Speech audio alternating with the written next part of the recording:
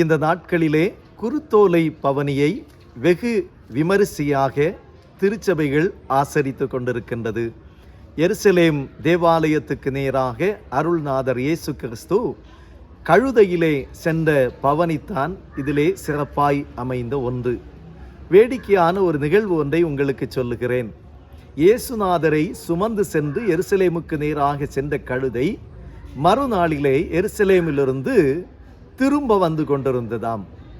செல்லும்போது இந்த கழுதைக்கு கிடைத்த வரவேற்பு, கம்பளங்கள், இலைகளை தலைகளை தரித்து போட்ட நிகழ்வுகள், மிகவும் விமரிசையாக இவைகளின் மீது ஏறி நடந்த அனுபவத்தை எல்லாம் உள்ளே யோசித்துவிட்டு திரும்ப வரும்போது அதே மக்களையும் அதே மனிதர்களையும் அதே கடைகளையும் அதே வழியையும் சந்தித்த போது ஒருவரும் இந்த கழுதையை ஏறிட்டு பார்க்கவில்லை.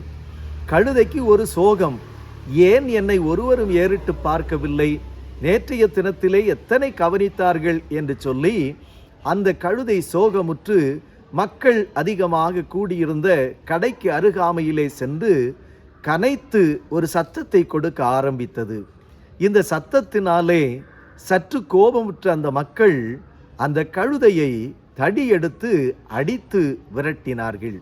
கழுதைக்கு அப்பொழுதுதான் புரிந்தது, இதுவரை கிடைத்த எனக்கு வரவேற்பும் அனுபவங்களும் எல்லாம் அது எனக்குரியது அல்ல, என் மீது ஏறி அமர்ந்து பயணித்தவருடையது, நான் சுமந்து சென்ற ஆண்டவர் இயேசு கிறிஸ்துவனுடையது என்பதை புரிந்து கொண்டதாம். இன்னும் அநேகர் நம்முடைய வாழ்க்கையிலே ஆண்டவரை சுமக்க வேண்டும் என்று சொல்லுகின்ற அழைப்பு கிடைக்கிறது.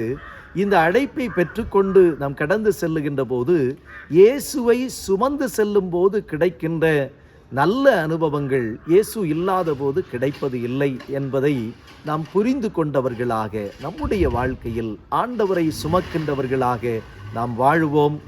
கழுதை ஆண்டவர் இயேசுவை சுமந்ததைப் போல நாமும் ஆண்டவரை சுமந்து வாழ்வோம். கர்த்தர் நம்மை ஆசீர்வதிப்பாராக. God bless you.